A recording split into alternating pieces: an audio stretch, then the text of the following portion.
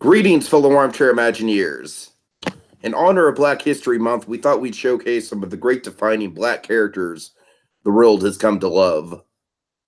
Last year we tackled the MCU, so to match that selection of excellent characters, we're paying tribute to DC's roster of influential heroes, specifically their triumphs in television. So, without further delay, let's explore the history of John Henry Irons, aka Steel, on Black History Heroes. Yeah. All right, Dragon. The Man of Steel is pushing through. All right. Coming through. Yeah. All right. Okay, sorry, my bad. My bad. How you doing, Dragon? We're finally getting around to this. Better late than never, right? You know, we still got a little bit of time left here in Black History Month. Yep. I believe that since we talked, Black Panther was nominated for Best Picture. I believe that happened after our last podcast on John Stewart, aka the Green Lantern. Yes. So, all right. Anyways, enough with the banter, enough with the chit chat, Dragon. Let's get right into it. Let's talk about John Henry Adams. Not John Henry Adams. Jesus Christ, Henry Adams. John Henry Irons, aka Steel. No, folks, he's much more than a very silly Shaquille O'Neal movie. He is Dragon. I feel like to me, Steel, aka John Irons, is kind of like the defining sort of like, you know how in Spider-Verse the whole message of Spider-Verse is that anyone could be Spider-Man. I feel like Steel is kind of like that same message with Superman, and I really like that about that character. And I feel like that's sort of like my main appeal with him. Yes, it's very true, and that was again in many ways. It's kind of funny our selection this year of our Black History heroes. There are a lot of parallels to Spider Verse, oddly enough. Kind of funny that way. But yeah, so Steel. The story behind Steel is his first appearance, I believe, was Adventures of Superman number 500 back in 1993. He's created by Louis Simonson and John. I'm going to butcher his last name. Bogdan. Sorry, John Bog, Bogdanovi. Crap. All right, I feel so bad because I keep butchering this guy's name. He was one of the predominant artists in the whole Death of Superman, Reign of the Superman events. John Bogdan Bogdanov. Darn it! You can do it. Just use Bog, your phonetics. Bogdanovi. Okay, so John So it's like Bogdanovi. Bogdan and Obi. Very much. All right. Anyway, I've actually met Louise Simonson, lovely woman. Basically, all the really heartfelt stuff in Death of Superman and Reign of the Superman. That's all Louise Simonson gold right there. Specifically, World Without a Superman, like all the Bibbo stuff we loved in Death of Superman, Tiki. Louise Simonson. And importantly, Louise Simonson, she was the one who came up with the whole, let's do all four of the Superman ideas that we had, which of course is the whole crux of Reign of the Superman. They're looking for a Superman replacement in the meantime, and she's the one who says, "Why don't we do all of them?" And that's what we get. Nice. So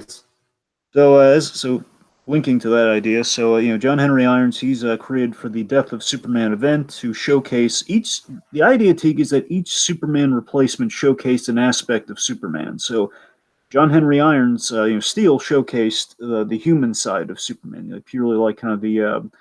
And Dragon, I feel like that's the most important side of Superman, and that's why I feel like this character might be perhaps the most iconic out of all the Reign of the Superman characters. Yeah, essentially kind of the Clark Kent or like kind of the humanity within Superman. All of that's just kind of encumbered by John Henry in kind of a personification of a man of steel, like the old nickname. Excuse And me. again, definitely epitomizes how Superman inspired people for sure. Kind of the whole anyone can be Spider-Man, anyone can be Superman framework, absolutely. And when they were creating him, last little tidbit before we get push further here.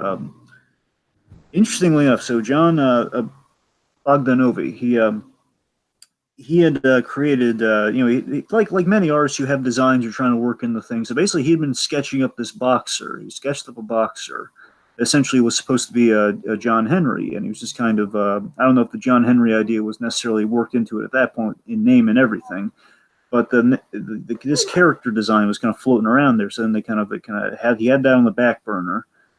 So they need a new character, kind of retrofits him into the scientist slash engineer that kind of can become the next Superman. So that's kind of the story of Steel.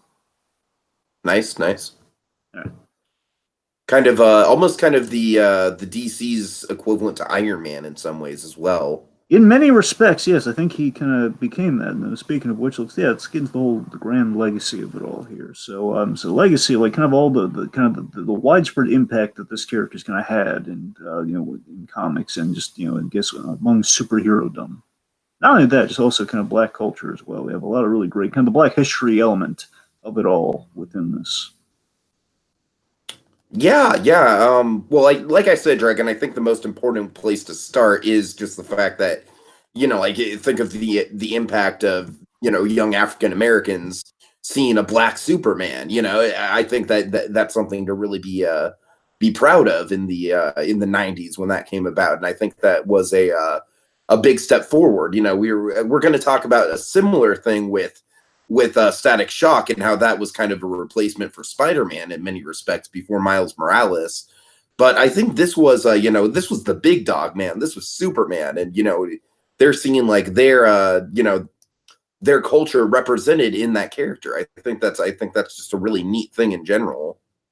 I mean, think about this. Okay, so first off, the most obvious parallel you can make with John Henry Irons is, the name itself. So, of course, there's a big John Henry parallel, of course, in design and everything with, with the hammer and the whole shtick. The idea of, of course, we see a wonderful Disney animated film on this, but of course, it's an age-old. Yeah. Dragon, have we ever done that for Black History Month? No, we haven't. And again, I feel like we should, man. I feel like, and I know that we started the Black History Heroes thing, but. You know what? I feel like John Henry would be a good one if we played around with the idea of real life Black history heroes. That'd be a good one to do. I mean, that is really excellent. I mean, for me, so whenever I think of John Henry, I always think of the beginning of the Pixar story documentary where they kind of showcase the progression of animation as a medium. And they have that awesome haunting clip of the old John Henry claymation, or I guess stop motion claymation short, where we have this really bit where it's like, John Henry's dead. And it's really prolific. It's like, John Henry, you'll be killed. And Dragon, of course, I'd be remiss if I didn't bring up the Gravity Falls parody of John Henry, Big Henry, which is literally a mini golf putt ball. You can do it, Big Henry. Don't go. But seriously, let's talk a little bit. We're definitely going to get to more of this a little later on with the direct kind of John Henry parallel. But just with John Henry and himself here, again, that story has always been a great story. Again, it's kind of a man going up against the machine. Again, he's kind of fighting. He's fighting for something. He's fighting for for people to kind of get their due. And he's it's like it's what a human man can do against innovation and someone having the advantage over you. It's a wonderful story in itself. And again, I think they kind of saw strength in that story. Again, kind of and paralleling it to John Henry Irons, you kind of see the humanity of one guy trying to make a difference in a weird way, enveloped in what he was trying to fight against, which is also John Henry Irons in a shell, because again, he's taking on the guise of the technology that he kind of brought in the first place, that he's trying to stop. He enveloped himself in what he kind of is unleashed unintentionally. Mm-hmm. So again, it's kind of a really neat kind of mixture of ideas with the kind of the John Henry folk hero, and then as well as just kind of who he is as a character. So that's all really interesting stuff. So again, I love that it's not just like a powerful name for the sake of it's not like a Lincoln Washington thing we were talking about with with John, with John Stewart, the whole origins of John Stewart. We're not doing, it's not one of those things where we have to give him a prolific, black name. Let's go with John Henry. No, there's a lot of actual stakes in it. There's a lot of it's actually befitting.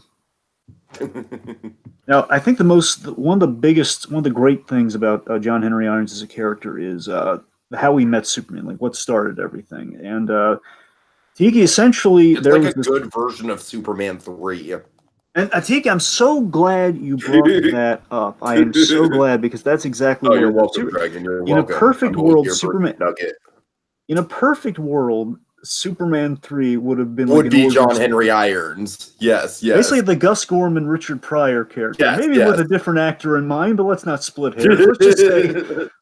Let's just say, in a perfect world, had it been done straight, had it been done better, possibly by Richard Donner, that's fingers crossed, in a perfect Elseworlds, if you will, in a perfect like in the multiverse, in the grand multiverse, Tiki in the grand multiverse.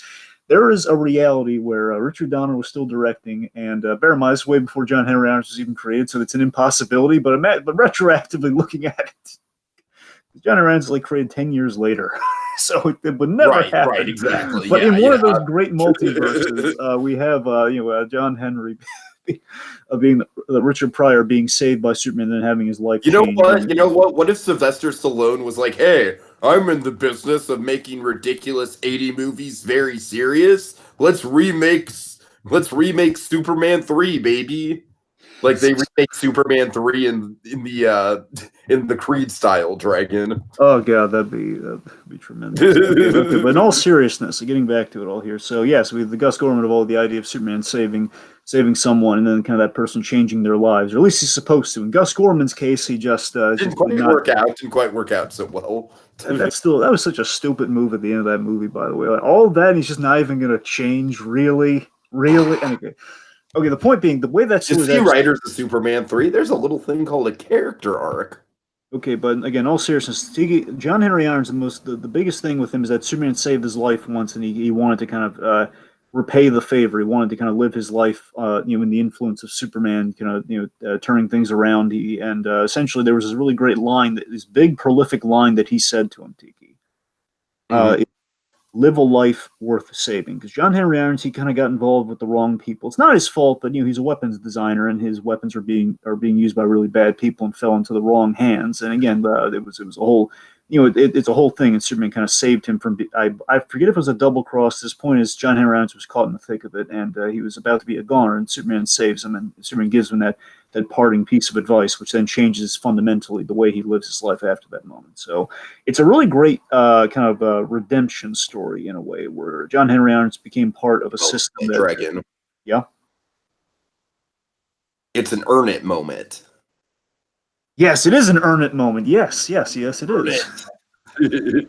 Like Saving Private Ryan, earn it. I mean, Yeah, yes, yeah, that is yeah. absolutely what it is. I mean, you also have other parallels you can apply to this too, just what the predicament that John Henry Irons found himself in. I mean, I'm sure, again, I could be reaching here, but I think there is a parallel of you have a black man involved in crime accidentally in this case, but even, again, looking into it in that context, you also have people just getting caught up in the wrong things all the time, and it's an unfortunate reality where people, they get in over their heads. And of course, when we get to other characters that are in Black History years, we're going to see this kind of recurrent in some stories. And you basically, people getting in over their heads are in the wrong situation. And in this case, he becomes, it's a black man involved in crime accidentally, and in turn he uses the weapons that he kind of became involved with to help people now and change the world for the better. And as you mentioned, then of course you have in the broader context, you have the anyone can be Superman literalized with steel. It's kind of the bigger kind of legacy impact of John Henry Irons. Mhm. For sure. One last thing. Now I can't remember for the life of me if this was. I don't think this was in the comic, but just kind of reaching a little bit into the Steel movie. Here's the thing. This is something that, in all seriousness, this is something that you can actually see kind of in the culture. But I'm saying Steel was like also kind of lumped into this, and possibly were. I mean, Dragon, one thing I want to bring up with the Steel movie, yeah, I'm sorry, I don't mean to derail your point, but I feel like this is a fair thing to say. The Steel movie sucked, but just the fact that we got a Steel movie, you know what I mean? Just the fact that we got a movie based on an African American Superman, like that alone shows the impact of the character. The fact that that movie was greenlit to begin with. Yeah, there's some interesting stuff we'll get to when we really dive into Steel. But what I want to highlight here is that the Superman symbol, believe it or not, Tiki, has always been the Superman symbol has been a really an interesting symbol in the Black community over the years. It really has, and I bring that up because in the Steel movie especially, and again, I think in some of the I forget if it was just purely coincidental, but again, it is kind of a prominent symbol, so it might just be kind of a case of just it's there and it's also there. where Shaquille O'Neal, he has a Man of Steel Superman tattoo, and of course that made it into the Oh, movie. And I forget if it was just I forget if it's just some comic covers or if it's actually worked into the main books where sometimes John Henry Irons has had that tattoo, and I don't know if that's just still trying to be like John Henry Irons or if it was just again a coincidental thing because many a time you'll see people with like kind of jewelry with either tattoos or jewelry or shirts or jerseys that have the Superman S symbol on it. And again, it's and you can look at that in many it different. stands for hope. That's the thing. I love to think. I really like to think that's really what's connecting with that point. But also, you have there's a sense of power. There's a sense of. But Yeah, again, yeah, for sure. In all seriousness, there's a yes. sense of power. But I also like to think it. You have a sense of power. You have a sense of inclusiveness, and you also have a sense of what I really genuinely like The to think fact is that hope. Clark Kent himself is an alien and like different. Exactly. So again, there's a lot of really interesting things attached to the Superman logo within the Black Yeah, community, for which always sure. I always find very interesting. So it's the age-old thing of like you said, the two of the most recognizable symbols in the world that people can recognize in any culture anywhere is the bat symbol and the Superman symbol, but even more so than the bat symbol, the Superman symbol, from what I hear. Hmm. Fascinating. All right, so all that said, let's again. There's a lot more we can dive into. We'll save maybe a little bit more of that for the end, but let's push. Unless you have anything really pressing to you. No, I'm good. I'm good. Yeah, let's dive into kind of the story of John Henry Irons. So let's talk about the man's introduction to comics. So as I mentioned, Death of Superman. So he's introduced into the books as really kind of literally like, okay, so Superman gets killed off, and there's kind of a dot dot dot after the World Without a Superman stories kind of get kicked off. Now I believe he's introduced in the thick of that because that Death of Superman is basically in three parts. It's the death, the kind of the mourning with the world without Superman, then the reign of the Superman. I believe John Henry It's Irons is like, basically the Jesus story. yeah, I'm not saying yeah, that in a bad way. There's something biblical in the story arc. yeah, and it's I love that. I love that basically like I love how he's fit into the mourning of like a guy who again basically we have the story we just kind of went into the whole live a life worth saving story and we see a man kind of crafting this armor with a purpose again a really noble purpose to kind of fill the void of the world needs some figure of Superman and it's kind of like if even if I'm not like the perfect reflection of what we've seen with Superman, I can embody what the man stood for, what the man kind of what he said to save my life, live a life worth Hmm. saving. And of course, what we have before us here is what he looked like, straight out of that event. I believe, if not in issue Dragon, 500. I love this image. This just kind of embodies Black Power. And again, this is pretty much the this is the because here's the thing they had these promotional covers. Steve. When the comics came out, every Superman in Reign of the Superman had like a kind of their face on the cover, almost like a trading card cover beneath like this it was a gimmick. It basically had these plastic cardboard covers you'd remove with an S symbol. It says, "Oh boy, it's Superman" underneath that cover, and you see the new Superman. Where in this case, you have like Uh-huh. a steel version of it, and you'd see like a really cool kind of image of steel underneath, which pretty much looked like this. So the Man of Steel is coming through. I love that It's he a has. very Luke Cage-esque image. It is. It is. I really love about I'm it. sorry, Dragon. I'm sorry.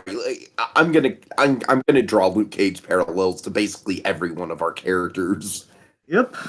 Help it. Luke Cage is the grandpappy of all these guys. Or, well, it's really not true, but okay. I know it's not true. In terms of like how he's like the first one that I was exposed to, and he was one of the big. But you've got to admit, there's a Luke Cage quality here. Like look out, suckers! It's Power Man. There's a bit of a Luke. Yes, there's a bit of a Luke Cage thing, but again, I think very different. But anyway, All let me right. tell you what really strikes me about this image. I just want to break this down before we get any further. Here is that I can't. I don't think it's this case for life, and I really don't think this was the case. But this image always called to mind, just like Steele's original look, because over the years, I believe eventually he ditched the cape. Like in animation, they always ditch the No cape. caps. That's the thing. They ditched the cape, and I forget in the comics if eventually he ditched the cape. But for the most part, this was his look. The S symbol and the cape. And basically, when Superman came back, he kind of changed his outfit a little bit. But regardless, in embodying Superman when he died, you have the big famous image of the cape waving like a flag. And I've always loved to think that maybe he found that cape and he used that. You know? like that. I like I that. really don't think that's the case. I think it was just like he Uh-huh. had like another red cape. But Well, yeah, yeah, but it's a nice bit of headcanon for you, for sure. my personal bit of head can, but still, again, a Yeah, great yeah. image of just kind of the yes. And one thing with the steel look, I always wanted to highlight. It always fascinates me about the look, and I love that it's a steel helmet. Yet in every permutation, I mean every version of it, because again, you lose some character if you do this. And again, this is kind of getting to what we were talking about with Neil Adams with Green Lantern. But of course, DC was very progressive in that they drew their black characters like black people, which was again unheard of in the early era of comics. Especially there's some unflattering eras of comics. But let's just Oh stick with. dear, I don't even remember I'm the. not. I'm not going to say I it. looked Let's up. just. I know, but I remember it was bad. I remember it was bad.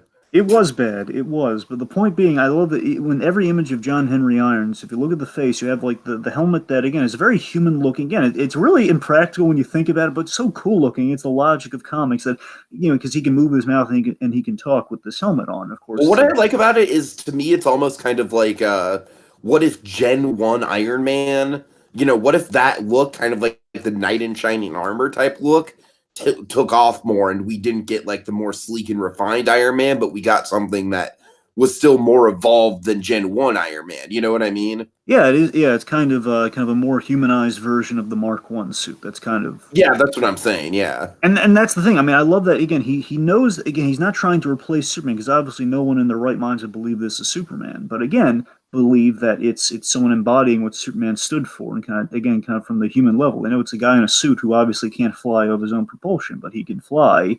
And again, it's kind of like what people again. It's Steel was always my favorite of the Superman. He was always the logical one of the replacement Superman in figuring that if anyone's going to embody what Superman stood for, it's going to be this guy. And again, in every sense of the word, again, he's showing to people that you can be Superman as I can be. And again, a big symbol of that is like in the face, he doesn't look anything like Superman. And you have again some features of drawing a black face in comics, and it looks great.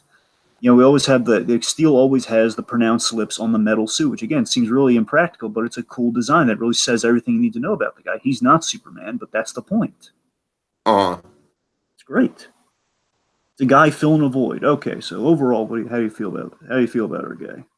Yeah, I mean, I think I already kind of got out my thesis statement on it, Dragon. But like I said, I think there's a really cool kind of like a mix of different cultures and ideas coming together with it. You got a little bit of that Iron Man, you got a little bit of the redemption story. Of course, there's the whole ideology of Superman in general. We just kind of went on a whole spiel about how Superman's so impactful to the black community, and I really think that John Henry Irons really represents that. So that's just in a pinch. That's generally how I feel. I really appreciate kind of the symbolism of his character. Yeah, I mean, I always Tiki. One of my favorite moments from again, there are a lot of favorite moments from the Richard Donner Superman movie. But of course, I think one of the great bits from that film is Jor-El is the speech Marlon Brando has when basically we build up to the first reveal of Superman in the costume. And it's basically we kind of have a montage of Jor-El telling him all the things he needs to know. We get from him as a teenager to him as a full grown man in the Fortress of Solitude. And we have, of course, one of the most prolific Superman lines that's ever been written, where they can be a good people, Kal-El. They only lack the light to show the way, and that's essentially what John Henry Irons is doing here. Dragon, I really quick. I'm sorry. I need to point out how much it's not a great movie, but the teaser trailer for Superman Returns used that dialogue so well. Again, it's that's Mankiewicz dialogue, buddy boy. Again, that's Tom Mankiewicz doing the job right. That's All it's right. either it could be Puzo, but I'm pretty sure that feels like Tom Mankiewicz dialogue. I'll tell you. Uh-huh. Anyway, my point being again, like they can be a great people, Kal-El. They only lack the light to show the way. And again, that's what I love about what Steele doing here is he's an example of Superman's influence and Jor-El's mission statement for him. He's just a more homespun. It's like again, you take the philosophy of what Superman was trying to do, and again, that's exactly again Steele is the success of what Superman's purpose in life was. I mean, how beautiful is that when you think about that? Yeah, definitely, definitely. And again, as you said, and I will echo the sentiment, is that yeah, he is basically the easiest way to pitch who Steel is or what kind of character he is. That he's kind of a more homespun Iron Man story. he's more connected to the community. He's more of a like it's some versions of Steel a little bit more blue collar than others. Like sometimes he's literally just kind of a like an engineer or metal worker. Sometimes he's always involved in the Sometimes scientific. he's like neck deep with Lex Luthor.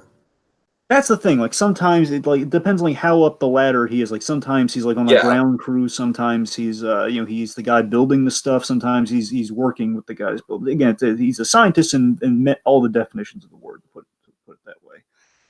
And again, he's a fundamental. He's a good guy. I think he's got a neat dynamic with his niece. Who again you saw a little bit of Tiki, Natasha or Nate as he calls her. Uh-huh. And they're again, he's an all-around friendly guy. He's an all-around friendly guy. He's kind of a family man. We see that he does. You saw we did the Steel movie did at least get this right. He does have like his grandmother is a fixture of the Steel comics. His grandmother is extended family. That's the one thing I'll give the Steel movie is it seems like in general the family dynamics looked like they were on point. Yeah, yeah. And that's the thing. You have to give it points there. Dragon, I'm sorry. I'm sorry. Just let me know when we can kind of dig into some of the ridiculous stuff about the Steel movie because we'll get there. We're almost there. We'll get there. Okay. Believe me, I'll let you know. He's again, so on the whole, just weapons designer turned kind of weapons dealer accidentally. And again, it's kind of like what if Iron Man was inspired by Superman? That's kind of what the gist of Steel is. Oh. And again, it's a neat little idea. Okay. So let's get into kind of the big story, the big arc of our guy here. So again, as we mentioned, we already talked up death of Superman, but here's what happens after the death of Superman. So Superman comes back to life. End of that story. Comes back to life. Steel seemingly will be out of the job. So what happens is Superman, he applauds the efforts and he appreciates him, and he kind of I forget if he gave him the advice directly or not, but basically kind of like why don't you go be your own hero. And basically, what happened was he changed it wasn't like the Superman S symbol, but it was an S for Steel that he had going forward. And he goes to in animation. This got rid of it completely, but sometimes they still give him the S. It's a cool. I don't know. It's a neat little thing, regardless. So he moved back to Washington. So the idea is that Steel originally hails from Washington D.C. And he kind of goes back to become his own hero, and he deals with what in the comics is the company that, and sometimes in animation they make it LexCorp to kind of simplify things, which I like that choice. But in the comics, it was a company, and in the Steel movie as well, it's called Amertech. Okay. Amertech. Yes. It's hammer time, Dragon. I can only hope that's what they were going for. So basically the story of Steel is that he goes back to kind of settle the score with Amertech, very much kind of the Iron Man sort of these guys they weaponized they've sold my weapons to bad people. I gotta set that straight. He does that, and his niece eventually. The story Steel doesn't have like a long comics history, which I feel is unfortunate. The guy could mine a lot of interesting stories, but I'm getting a sense that Iron Man stole his thunder, and that's why Steel didn't get to do a lot in comics. You know what though, Dragon? Honestly, yeah, he doesn't have a lot of comic book stuff, but in a way, I kind of feel like that almost makes him more symbolic because there's not a lot to dissect with him. You know what I mean? He's to quote Jared Leto in Suicide Squad, he's an idea. Oh god, like the extended cut of Suicide Squad. I'm an idea. Yeah, just the why. You know what I mean? In all seriousness, like that's what I kind of like about Steel is that he doesn't have like all these decades upon decades of comic book backlog history kind of bogging him down. Like what you see with him is basically what you get. And honestly, like as someone who kind of like is a light fan of comic books, like I kind of appreciate the simplicity in that. Like, yeah, there is a lot you could do with the character, but it's I don't know. I feel like there's enough there that it is very it's very interesting nonetheless. Yeah, so the Steel story, believe it or not, is kind of a tragedy what happened to him, Tiki. So for a while, this is really how Steel's story ended for the most part. Here's what happened to him. So basically, okay, so he sells his scores, but obviously Amertech is not thrilled with him. So what happens is, I believe it's Amertech or just a random, like a new bag that he'd kind of made along the way of his journey. I still think it's Amertech. They send people after his family, and basically his family gets caught. His grandmother gets caught in the crossfire, and she gets killed. And this really took the wind out of his sails. And eventually, stuff happened, and he kind of passed it down the mantle to his niece, who I believe eventually developed powers, and she kind of suited up as Steel. And then that brings us really, without getting to everything, because there have been relaunches and revamps, and again, usually Steele's just not really has been kind of part of the course. He's just kind of not been like the go-to guy for like, let's bring him back. Right. But the new 52 did something with him. I mean, I can't imagine why, after that beautiful masterpiece that was the Shaq movie, that they'd be reluctant to touch him. Thanks Shaq. Thanks horrifying 90s Dragon. All I can say is, like, thank God we didn't get that 90s, early 2000s Tom Cruise Iron Man movie, because if we did, it would have had effects similar to the Steel movie, and it would have just ruined the Iron Man character. Absolutely. Real quick, so New 52, here's what they did. They did something kind of neat with him in the New 52, but I do appreciate it. I'm not sure I agree with exactly what happened in the whole story, but the idea they reworked him like this, Tiki. So New 52, Grant Morrison kind of reworked Superman and how he was reintroduced. And again, it was with some merit. It was good. And Grant Morrison's I love Grant Morrison's Superman stuff way more than I like his Batman stuff. That's just me. Mm-hmm. A lot of people would say in my head. His Batman stuff is like really interesting on a philosophical level, but it's just like it's like textbook interesting. You know what I mean? It's not really. I don't know. The point is the Grant Morrison stuff with Batman. It's a little too dark and a little too it's a little bit like it's like Donnie Darko. Donnie Darko's on the mind because of the Nostalgia Critic, but you know what I mean. Yeah, it's a little too, theories and relativity. A little too convoluted, and a little too dark. Yeah, and Superman stuff is like dripping with like kind of nostalgia and happiness. And that's the thing I love his Superman stuff. Anyway, so I had a really neat idea with Superman. We're like, what if we took Superman? And again, didn't quite stick with this, which kind of makes me a little sad. But I still love where he's coming from with it. Where he relaunched Superman as kind of like the 30s Superman, where it's like, okay, Superman he can really mainly leap tall buildings at first. And he can he's the guy who's beating up the wife beaters and like kind of facing with like saving people on a more personal more personal level. That's kind of how he started. Superman. He was a little younger. Again, anyway, so the point is the government was not thrilled with Superman because of those kind of vigilante actions of Superman in the early years. So they basically, I believe they worked with Lex Luthor, and they were working on deterrence for Superman, including Lois's father, who's Sam Lane, who's just always, sometimes he's a nice guy, most of the time he's not a nice guy. And the general employed John Henry Irons to come up with a deterrent for Superman, which was kind of basically a suit version of like, what if we can kind of go toe to toe with Superman wearing a suit? And again, it's kind of a no-brainer when you think about it. Okay, so he's brought into the process like that, but then he kind of sees what the government's doing. See, there was this thing where the government tortured Superman for a couple issues, and John Henry Irons did not fly with him. He said, "Okay, this is not good. I did not sign up for this, guys. I'm out. Screw you, screw your project. I'm out of here." And he became a superhero. All that was kind of neat, and then they did this thing where they kind of gave him powers, which I was never crazy about. Where the Steel was like I don't like that idea either, because I'll kind of again, it's just sort of like, I feel like the appeal of Steel is that every man can literally build himself up to become Superman. Yeah, and it was like a next. I shouldn't say like it's kind of what they did with Iron Man for a while, which I really hated when they gave him like the metal liquid skin that he basically snapped the armar on. Oh yeah, for sure. Basically, they kind of did an extremist approach with it, where he had like really smart liquid metal. I don't bear in mind, I didn't really read all of this through with again, because I wasn't really following the New 52 that much, so I don't really know all the ins and outs. I just know I know they got rid of it. I know for a brief time he could do that, and then they kind of got rid of that, so he's back to wearing the armored suit. And again, Steel just really, I don't know, they still just kind of got lost in the. That event just got so crazy because they really regretted the New 52 and they went to Rebirth, and they just kept changing events, trying to. Now everything's back to normal for the most part. So it's a tangled web, my friend. That's all. All right. So the point is, I think it's the gist of the comic stuff with John Henry Irons. So let's talk about basically. Let's broach into the animation for a moment here. Let's start with Superman the Animated Series. Give me your take.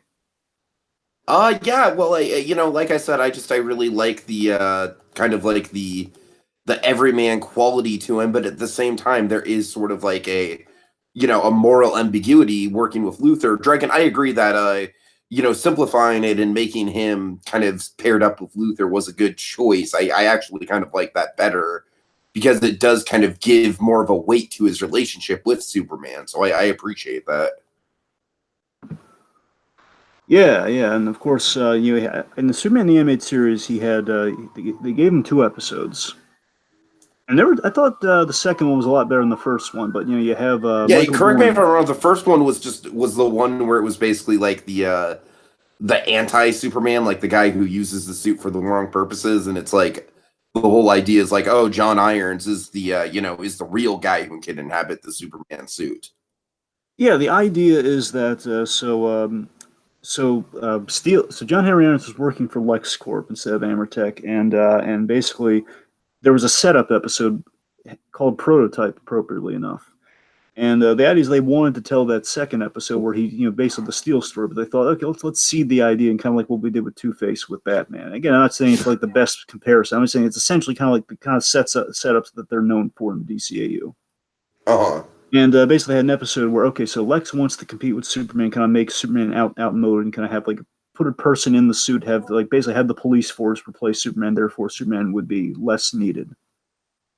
So basically, he had John Henry Irons kind of create again something that was created for a very positive purpose, kind of like a full body, kind of super suit to help the special crimes unit. And again, they kind of pick like the top cop of the group, Corey Mills. They put him in the suit, and he went power mad because essentially it's the old it's kind of the Iron Man / Captain America principle, like you have to be a good man for it to work. You got to be the right man for the job. And of course, Corey Mills was not. He went power mad, just went completely off his rocker, but still There the was some idea. really interesting, like kind of like psychological, back and forth with that episode, Dragon. I thought it was an interesting kind of like it's almost like a cyborg gone bad in a way. In a way, yes. I mean, they definitely made some symbiote comparisons there. He basically looked at the suit as if it were like a living entity that he was kind of becoming more and more enamored and bonded with. And it was really again it had a tragic ending for that guy. I mean, again, he was power mad, but he wasn't a bad guy. He had good intentions. Mm-hmm. Anyway, so speaking of good intentions, so John Henry Irons, essentially what happened was, he came at this with the perspective of helping Superman. Like he actually met with Superman. He said, like, I never intended for this to happen. He apologized to him, and Superman remained very supportive of his mission. Of I wouldn't mind having a little help, which was really sweet, really nice. Which of course gets us to heavy metal. So I love heavy metal, man. It's a great episode. Yeah, that was really honestly, Dragon. That's probably the best representation of Steel in media, I think, outside of comic books. I don't know, in my humble opinion.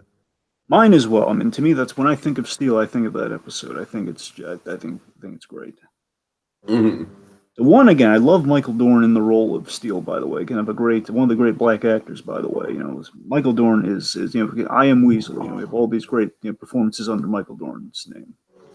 Okay, I'm sorry. Correct me. I'm terribly sorry if this is wrong, Dragon, but is that Worf?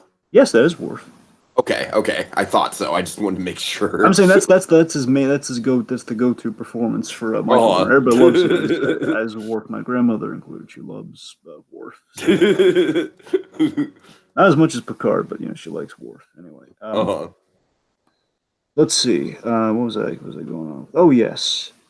So let's see. So we have this great story. And Tiki, one of my favorite villains, one of my favorite Superman villains, but specifically from the animated series, is Metallo. Yes. Metallo. The guy who should have been a villain in Justice League or Superman, or he basically just should have been a villain in Superman by now. My pitch for Batman v Superman has always included Metallo, Tiki, and here's the thing: they considered putting him in that movie, but then they got cold feet because of Age of Ultron, which is unfortunate. Mm-hmm.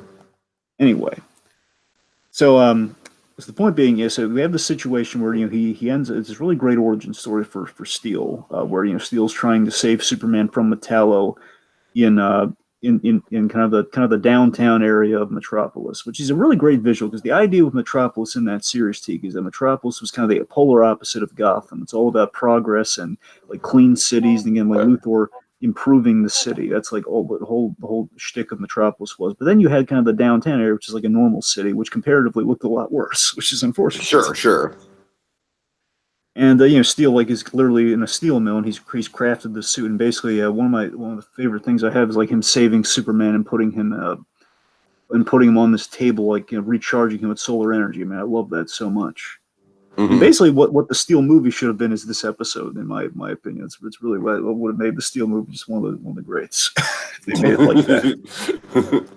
I don't know if Shaq would have. I don't know if Shaq would have. Yeah, that's the thing, Dragon. I don't really think if Shaq was involved, there's not really a lot we can do to save that movie. Go to yeah, that's the thing. Shaq's kind of like the rule of doom within that equation. But regardless, I mean, the point is, Steel had legs to stand on in that series, man. I always wish they never brought him back in the original Superman the animated series, which is unfortunate. He had legs to stand, like we saw, like essentially, he had kind of almost like a pilot of Steel in that episode. Yeah, Where yeah, yeah, right. you have like he had great dialogue with his niece. We set up Nate, Natasha. She's and again, we see just the bravery of. I love seeing the bravery of John Henry before he even dons the suit. Because remember, he's just testing out the technology. He's trying to help kind of stop what he thinks are robbers, when in reality it's Metallo and Intergang. It's Intergang, by the way, in case you're curious. Intergang's like primarily what you would place Steel up against. Intergang's like the guys who traffic in extra-worldly sci-fi weapons. Gotcha. Yeah, because I won't bore you with again, Death of Superman kind of the reign of the Superman kind of covers it, but the whole like intergang apocalypse, like the apocalypse supplied intergang with these like kind of these apocalyptic weapons which they use, which only Superman could stop. But also again, perfect match for Steel to go up against. Mm-hmm. The point is like a really great. So again, that heavy metal is absolutely what Steel is, and then basically so Steel's in the DCAU at that point. Then we get Justice League Unlimited, where he kind of shows up like in kind of cameo roles from time to time. And the main takeaway is that one, because of Superman the Animated Series, as we saw, he used to work for LexCorp and then basically got out of it because LexCorp didn't care about the people they were putting in danger. He has history with Lex Luthor, which we kind of covered briefly with the Jon Stewart episode with the old barbershop gag. Yes. The fact that Luthor has a secret base within a barber shop, and Steel has this great line, just taking pot shots at Luthor. It's like, I gotta hand it to you, Luthor. No one would ever think to look for you here. Dragon, I just saw a production of Sweeney Todd, so the idea of villains having a barbershop hideout is kind of in my head. Of all characters, Lex Luthor, who again, I'll remind you, in his earliest interpretations, hated Superman because he was bald, because he blamed Superman for his baldness. I'm not making that up. I mean, the Nicolas original Cage Superman and his flowing locks. Hated him ever since for it. Blah, blah, blah, blah, blah, blah, blah. All right. Okay. Anyway. So you know what I always kind of took away from it, Tiki's. I mean, in that episode in itself, and they kind of you've seen like Steel, he has a special relationship with kind of the Superman characters. Has been the idea, and like basically he's been paired up with Supergirl in the Justice League Unlimited cartoon, where he had two scenes with her primarily. He had that scene where he's kind of going with her to handle the whole Lex Luthor affair, and there's another scene where basically Supergirl's in kind of the fight of her life, fighting a clone of herself that, let's just say, Luthor is kind of connected to. I won't get into all the details. The point being, Steel is looking out for her. The point is, Steel looks out for Supergirl, and I like to think for two reasons. My little headcanon, I like to think that one, he has a lot of respect for Superman and his, the super family, if you will. And second to that, I like to think the fact, he has a teenage niece, therefore he's looking out for the teenage girl in the Superman costume. Sure. What I like to think.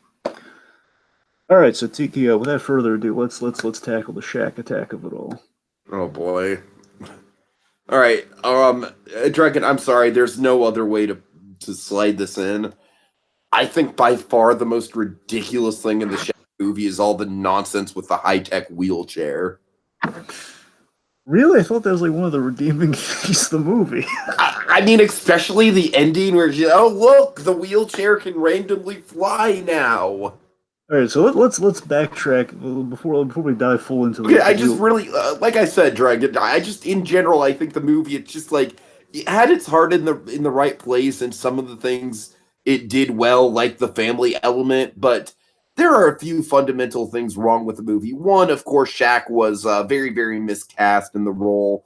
Two, the makeup is just an absolute horror show. And 3, I just think it's like disconnected from the Steel character in general. I just I don't like. It's like if you're gonna do Steel, you really need to have Superman actually involved in the storyline, not just have him be like this pop culture icon that Shaq looks up to.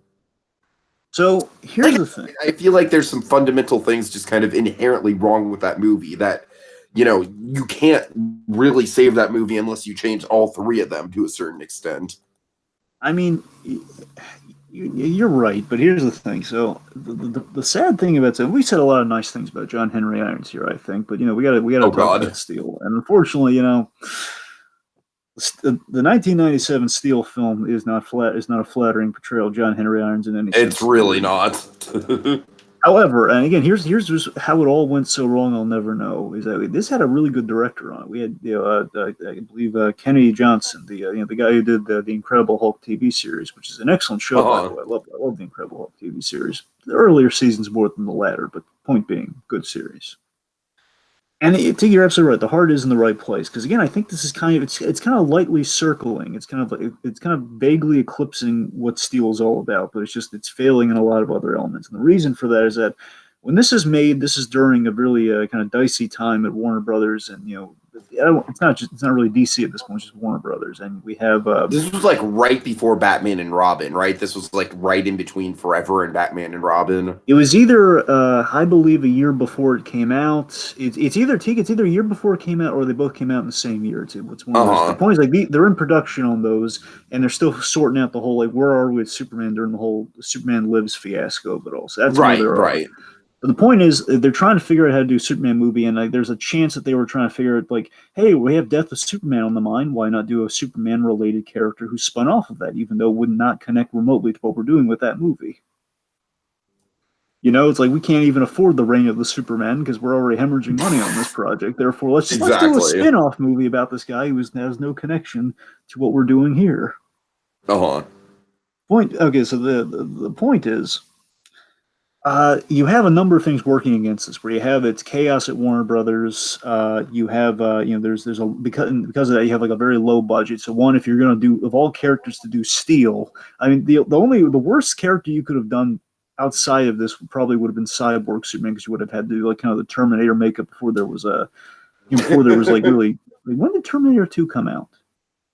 Oh, that was way before. That was like 94. That was the same year as Jurassic Park. Well, I guess their factor possibly would have been, we need like to make Cyborg Superman look good. We need James Cameron money, which at last time I checked, we don't have. Hmm. The point being is you have again one we have no references to Superman, which is a problem they were having with the Steel was not the first Superman spin-off movie they tried to do, Tiki. That honor went to Supergirl, which I feel bad for because again, heart in the right place, but just it's not clicking. And a big reason it's not clicking is they can't reference Superman, which is ridiculous. In a movie called Supergirl, they can't have again. There was always talk like, is Christopher Reeve going to appear in this? Is he not? And when that was a viable option, and just nothing. And of course, so you had like the no Superman effect, which no references to Superman whatsoever, aside from a tattoo, which again, prolific symbol, but again, like we need a little bit more than that because again, Tiki, that's the misconception is that Superman should exist in this universe, but as far as we know, he doesn't. He's living up to Exactly. Yeah, the yeah. And like fictional. I said, Dragon, just on a fundamental level, that's what kind of messes up the whole core framework of the whole film, And of honestly. course, it's a Shaq Puff piece too, which doesn't help the Shaq effect of what he was doing in movies at that point in time, where they were trying to bolster his career with putting him in movies, which comes before the character he's bringing to life. Right. And I feel like I feel like something like Space Jam was a lot more palatable because Space Jam really it was like let's put Michael Jordan on screen and have him do what he does best. You know what I mean? I mean, yeah, at least Where that fed again. That it was was just like, all right, let's take this comic book character and randomly give him Shaq's personality that's traits. the difference. One's in the service of your character, who happened to be Michael Jordan. In this case, Yeah. it's in service of a character who is not Shaq. Hmm. I mean, he's a big guy. He's a big guy and he's bald, but that doesn't necessarily mean that he's Shaq. You know? I can't even remember if John Henry Adams even plays basketball. I can't even remember how. Dragon, I don't remember it being brought up in any of my research. So, I'm not saying he's never played basketball, but right. I don't think that would be like an ipso facto. Let's make Shaq John Henry Irons. Again, this is during the time where they're not really looking to guys who actually read the comics or wrote the comics to direct the films, which is unfortunate. Even with Kenny Johnson barely read the whole comics. Maybe that was the factor. I'm not sure. I think it's more of a studio mentality. I don't want to blame Kenny Johnson. I want to say again, he does bear some blame. I don't want to say it. I think it's a studio decision. That's what I really feel it is. But anyway, and of course you have a lot of late '90s trappings of superhero movies that now we kind of look fondly at with films like Venom, but back then they were not that fun. This is kind of a Venom movie, isn't it? Well, I'm saying it's what it's what Venom was parodied. It's kind of what Venom was doing, whether intentionally or not. You be the judge, but what Venom was doing in that movie. Right. And again, here's what they do right. Okay, here's what they do right. Here's kind of the redeeming qualities of the movie. Not a lot, so just we'll go by like 2 seconds. So one, it's Steele taking responsibility and helping people out, which that's Steele. It's John Henry Irons in a nutshell. Okay. And you also have kind of the passion project of it all, where I love this is the thing that kind of makes me feel bad for Steele T. The fact that Quincy Jones, the wonderful man that is Quincy Jones, this was a passion project for him. He was trying to get again. He had a passion project of getting a black hero on screen. Unfortunately, this is again during Warner Brothers' most troubled time, their most troubled time period of bringing these characters to life. And in the DC catalog, don't get me wrong, they're characters, but you can't quite do Green Lantern in the '90s. Without having it look like a train wreck. And, and that's the thing. You can't. I mean, they did Green Lantern in 2010 and it looked like a train wreck. And if I'm, bear in mind, we'll get into when we get to some other stuff here, but Milestone wasn't, I don't think Milestone was in kind of the kind of leaping off to the screen portion of their careers yet, because they were created in the 90s. So the point being, this is, again, Steel was kind of, I'm not saying Steel was a bad option. I just feel that Steel's like the only feasible option that they had, and it was just ill-timed. Mm-hmm. And it's unfortunate because, again, I just love the story that Quincy Jones is trying to get that made, and again, it's like, he should feel a great sense of accomplishment for getting that made, but it's a train wreck. God.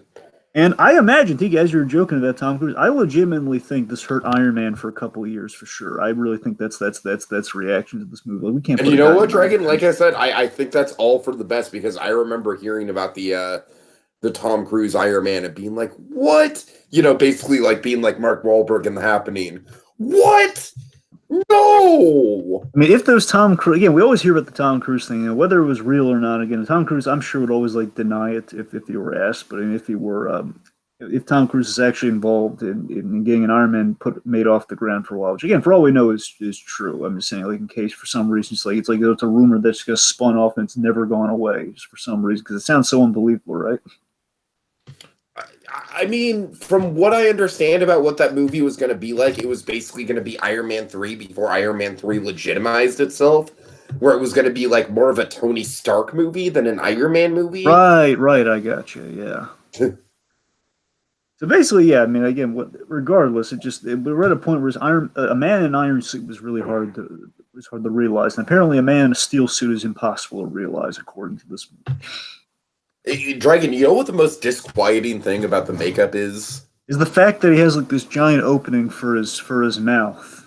Yes, exactly. And the smile, man. The smile for some reason is so off-putting. Now, look, I want to meet him in the middle with one thing with that, okay? Because I'm not defending the choice, but I will say, even with something like Tiki, one of these days, and again, they're talking about it right now. One of these days, we're gonna get Batman Beyond in film. At least a man can dream. A Spider-Verse style, man, make it happen, please. Spider-Verse, sure, and animated, absolutely. But I'm saying there's been talk. People have always entertained the notion of what if we did in live action. And the only thing that's gonna be really hard to pull off with that, Tiki, is doing the Batman Beyond mask, because that mask, his face is fully covered, but he does, he can move his lips in that costume. You can see his mouth in the costume.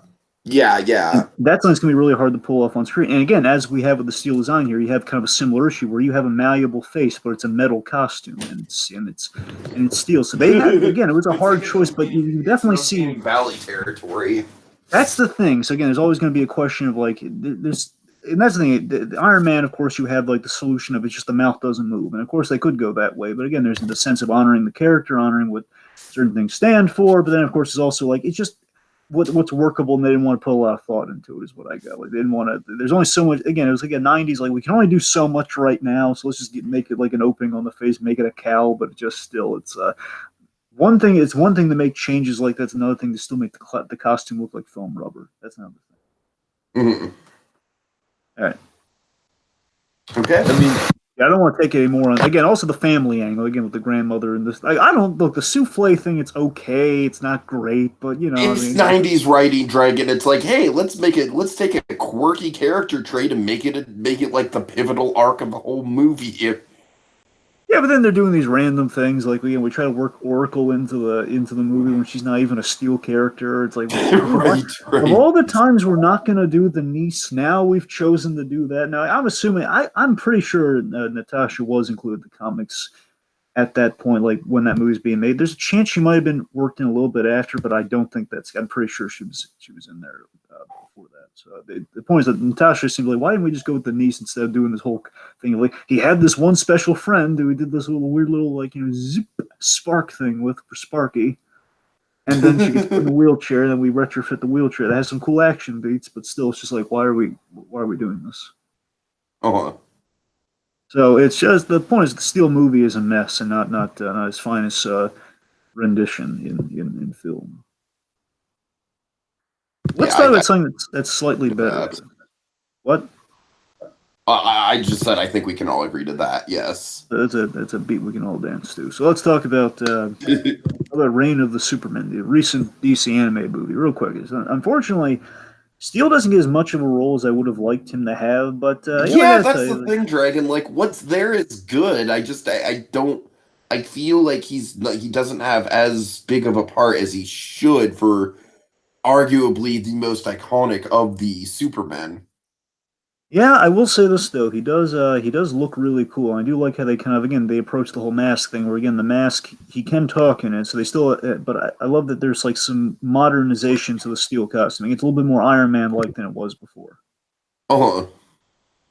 I mean, that's the balance you have to make because there's between an Iron Man suit and then there's like a Steel costume. Like in the Superman in the animated series thing, you buy that costume is made of steel. Like his motion is limited, but he has strength behind it. And in this again, they kind of met in the middle a little bit. So I really respect that. They had a great actor. They had Cress Williams who plays Black Lightning on the TV show right now. He did the voice of John Henry Irons. It's a great pull. And I love how they seeded him in there. You know, he's this guy who's a fan of Superman. He was a real fanboy about him. He always wore the Superman T-shirt. I wear it with pride. He did all that stuff.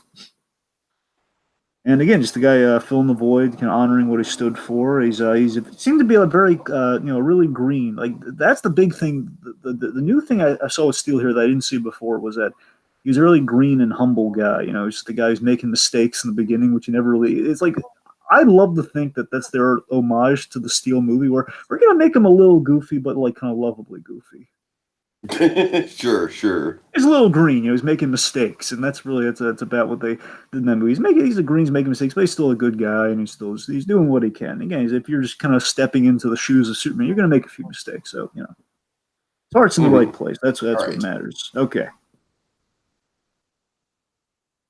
All right, so let's talk about some defining Steel moments here. I'll just start us off.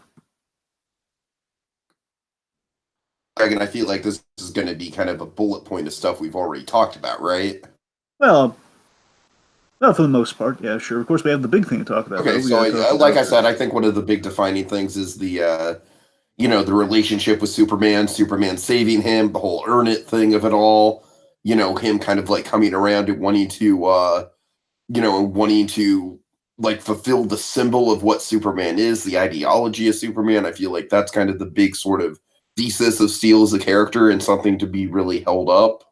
In the animated series, I love there are two scenes I really love. One, I love in that prototype episode. I love where Lex is trying to corrupt him, trying to say like we deal with things this sort of way, like we rush into production without the safety concerns, sort of thing.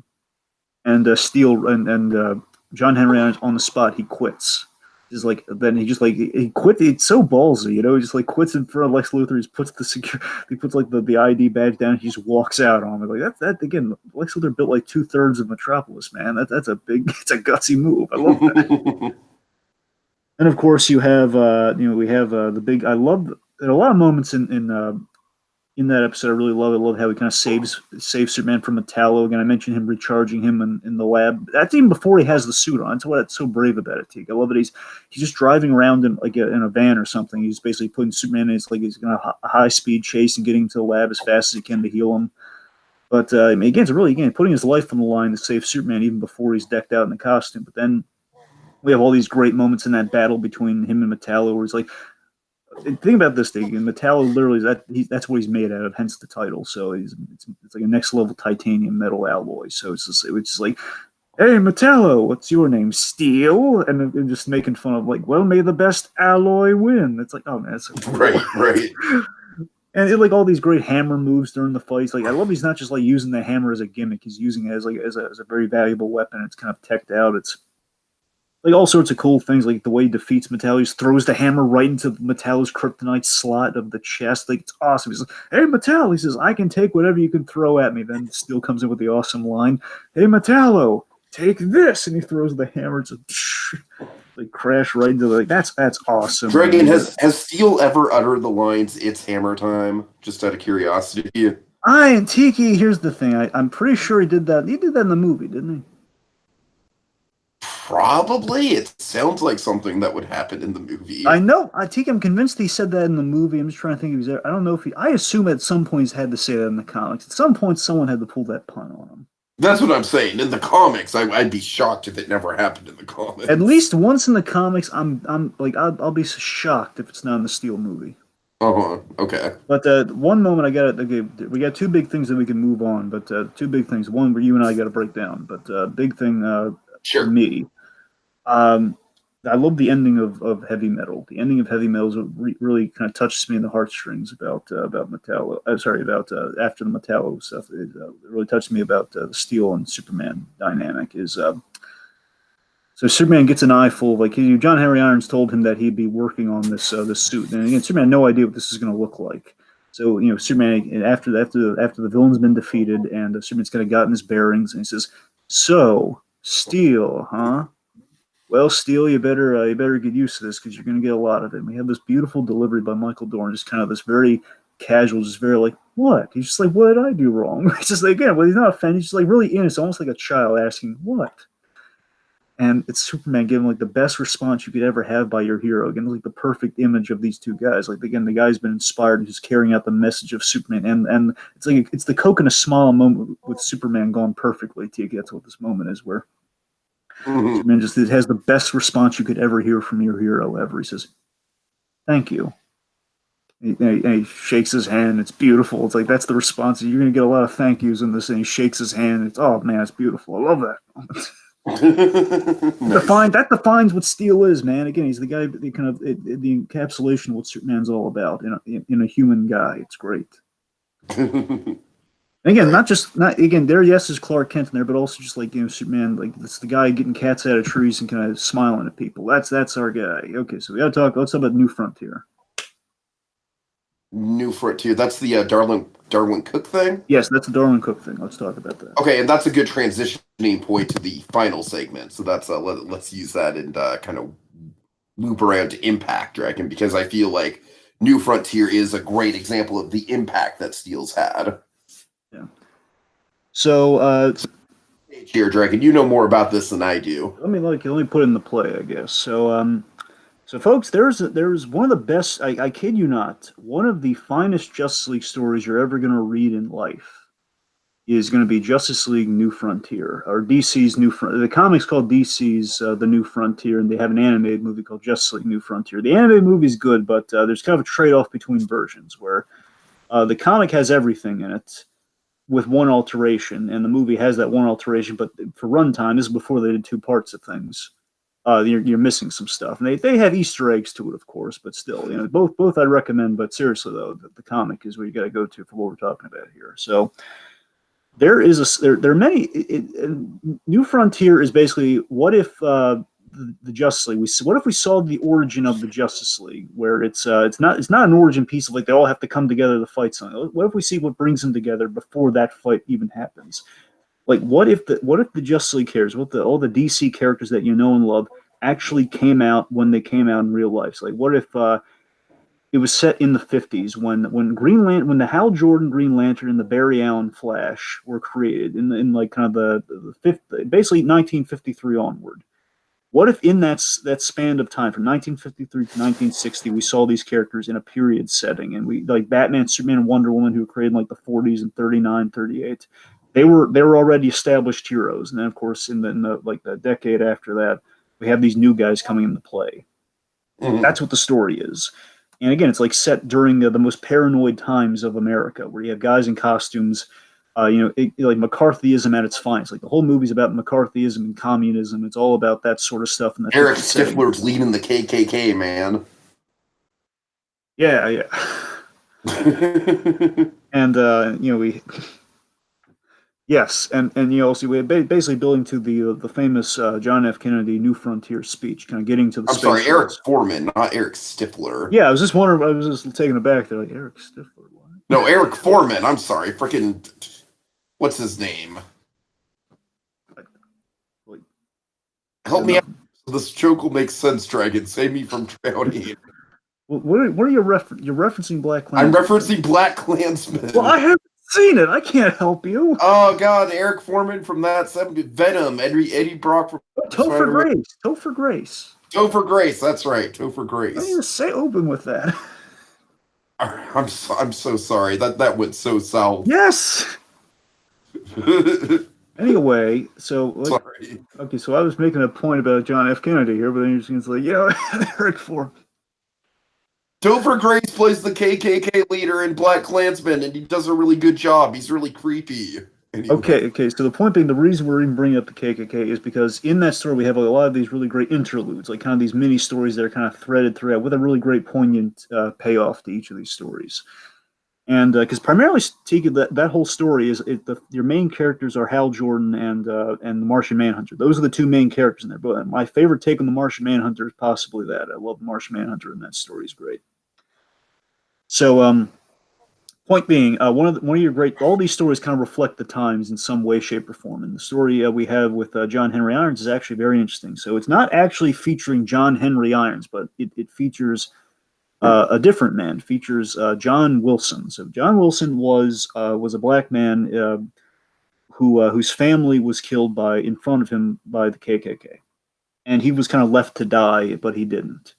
And essentially, it's the story of basically what would inspire John Henry Irons, and again, fitting into kind of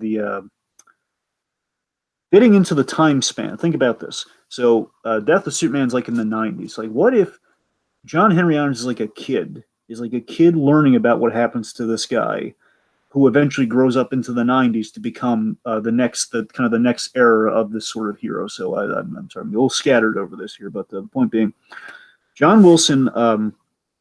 John Wilson, after his family was killed by the KKK, he took on this really prolific, really gutsy image. Tiki, tell him what the gutsy image was. The gutsy image is the black KKK hood. Yes, with a hangman's noose as like a tie. Yes, and he's kind of brandishes two railroad hammers as his main choice of weapon. And he's basically kicking butts and taking names of the KKK, going around as a masked vigilante, the polar opposite of what the KKK is all about. And it's a beautiful image. He has like these bare arms, so you can see that he's a black man under the hood. It's one of Darwin Cook's fine designs, man. Darwin Cook, again, basically he and Bruce Timm worked together, so they had like a very identical style, and it was wonderful. Mm-hmm. So basically, it's a tragedy. So he becomes a vigilante by the name of John Henry, modeled after you guessed it, John Henry, the original. So Tiki, what befalls John Henry? Shoot, Dragon! It's been a hot minute since I've read it. Why don't you tell him? I'm sorry.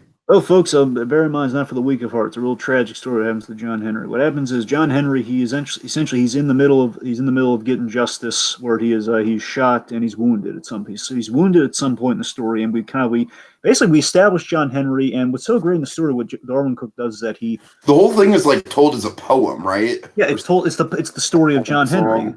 It's basically it's the old John Henry folk song, yeah. Right, yeah. And basically, that's that. We don't. Here's the thing. It's fascinating. We don't have any. We have like one bit, like one line of like two lines of dialogue in the entire John Henry story, but it's basically all like the inner monologue is all the John Henry. It's basically possibly what he's thinking in his mind. It's unclear. Basically, we have like the John Henry story, the old folk hero legend of John Henry playing in the dialogue boxes as this is happening. Mm-hmm. And essentially, John Henry, he's so shot. It's basically like a silent movie. Essentially, and it's fascinating with like dialogue at the very end. It's really heartbreaking dialogue where John Henry he's shot and he's wounded and he's like in a barn or something somewhere. He's basically running away from the white supremacists that he was fighting, and now they have the upper hand. They're chasing him, and he's in a barn. He's seemingly alone, but then we reveal this little girl, this little white child, and almost angelic looking too. She's wearing like this like little white nightie or something. So that's the thing that's really tragic about this. Again, I'm playing with the whole blacks and whites of what they're wearing is what I'm getting at here. That's the sad thing here. Where he's looking up, he takes his mask off and he's just looking up with these really desperate eyes, saying, "Child, please help me." And I won't. They'll censor a little bit here. What she says is she once she gives him this dead stare where you wonder, oh my god, what is going to happen? And the next panel is crushingly tragic, where she just shouts, hey, the N-word's over here. And basically on the news, and this is where the big payoff of it all that ties in all the stories, the Martian Manhunter, Tiki, he's losing faith in humanity of the paranoia of the 50s and everything. So he's watching. Basically, he leaves the Earth. He gets ready. He tries to leave the planet after this. If not after this, then after a few events that are like this. And he basically loses faith in humanity that he wanted to blend in with. So the Martian Man, who again is an outsider, like again very much the parallels with the Martian Manhunter. He's the outsider. He's the symbol of like kind of the outcast of the times.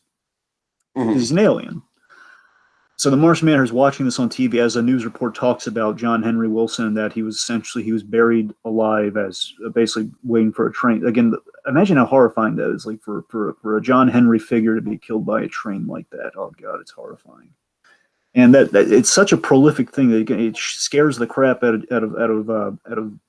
of John Jones, and he tries to leave after that. Again, it's a gut punch, man. Again, it's very prolific. And again, the idea is at the very end they kind of have a beautiful PS to all of this, man. A beautiful PS where young John Henry Irons is wearing a jersey that says Irons on it, where he's reading a comic in front of the grave of John Henry Wilson. And oh my god, it's just the idea that one day in the future he's going to take up the mantle next after the influence of what essentially is the first black hero in the DC universe is what they've kind of retroactively done here, and I think that's beautiful. Yeah, really good stuff. Yeah. So I guess again, just speaking of again, that's the impact that again, kind of that. So again, we're talking about some heavy stuff there. I don't mean to just kind of bring all the doom and gloom there with that story. Dragon, it's fine. It's I don't mean to be silent. It's just you're very eloquent in the way you describe it. It's and can we transition now into impact? Yeah, that's what I'm getting at here. So we saw how that impacted John Henry Irons, and again, it's a really it's a sad story with kind of the hope that you can it's kind of it's so kind of neat that John Henry as a character we've been talking about is kind of a John Henry Irons is sort of like a guy, anyone can be Superman, and we kind of had that with John Henry is that anyone can be a hero, anyone can be kind of the hero of their own story, so to speak. Like you can there's a point where you can just not take it anymore. You can stand up for yourself, and again it kind of inspires the next generation. That's kind of the main gist of that story. So that's kind of what we have in a connection to Superman with John Henry Irons. Yeah, and I just think that whole idea, like that story, connecting the history of it all, going back and framing it as a folk hero, I think that kind of like it's another indicator of how special the character is. I feel like that's a fascinating thing about Steele as a character is he's not the most prolific character in terms of comic book history, but he's a very powerful character, Dragon. He's a very powerful symbol, and I feel like that's where the legacy is gonna really shine through for him. And it's a shame that the Shaq movie kind of brought about some bad reputation for the character, because really the idea of the character is very profound, I think. Absolutely. Again, like a lot of the impact that we have with them, of course, it's very the most direct version of it. It's a black man as Superman, which, of course, again, I'm sure is powerful to the black community, and it's a cool idea. You have again a guy kind of filling the biggest shoes from the street level, like a guy filling like, okay, it's not, you're not just filling the shoes of like of any guy here. You're filling the shoes of what essentially is like one of the best human, again, alien, but still like one of the best heroes ever. One of the most powerful, most the original superhero essentially. You're filling that guy's shoes, and you better do a good job. So again, there's a lot of pressure on what he's doing there. Right. He's again, he's now kind of seeing, again, we kind of see him more now than ever as kind of a grounded Iron Man. So again, I think it's kind of one of the big kind of like parting impacts for him. But again, he's, to me, I think to a lot of people, he's definitely the two of us, I think he's kind of the best and enduring character from Reign of the Supermen, because again, none of those guys have really stuck around. This guy did, for a reason, because he had legs to stand on, and I don't want to underemphasize that, because like all the other replacement Superman, they all kind of fell to the wayside. I mean, yeah, they all, like, let's be honest, they were all kind of like interesting ideas, but not compelling characters from a human point of view. And I feel like that's where John Henry Irons really shined, is that he, as we said at the beginning of the thing, he was the person that kind of embodied the Clark Kent kind of everyman quality of Superman.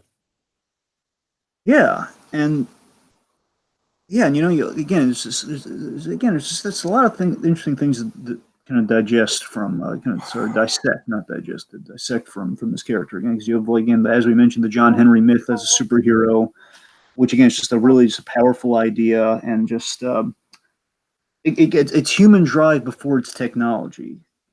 That's the thing that really kind of strikes me about him. Again, that's what that folk hero is all about. That's what that character is all about. Again, it's about the human behind the technology, molding the technology around that character. And again, he's proof that this character is proof that Superman made a difference in the world. That he's fulfilling Jor-El's dream. I know I'm just kind of trying to close the loop a little bit on this, but I still think that remains true. Again, a guy gets lost in the shuffle, but he's an interesting guy, worthy of kind of being brought back. And I think John Henry needs to have his due paid to him. I think the thing with John Henry Irons, we need to see more of this guy. What do you think?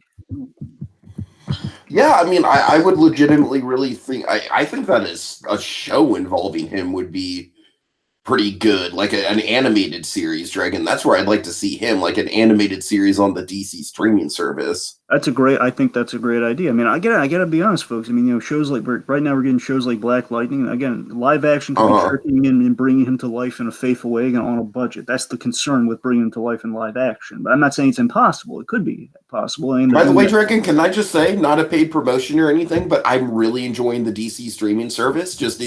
Like, honestly, the DC streaming service, like, I'm not a huge comic book guy, as you know. Like, I kind of live it vicariously through you. But just as a tool for this podcast, it's been immensely helpful. It's been a totally, like, immeasurable help. Anyways.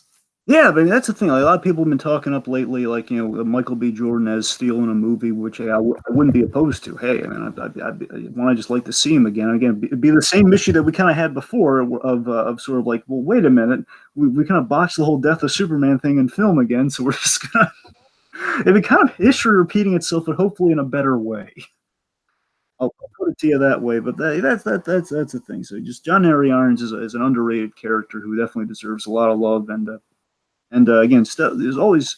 I'm with you absolutely. Animated series would be great, but I think we learned a lot from him this evening talking about him. Okay, is that it, Dragon? Yes, I think that's about it. Yeah. All right, folks. Well, that's all for now. Until next time, when we talk about the heroes who made the leap from page to screen, showing us a world not simply black and white, but brimming with color and character.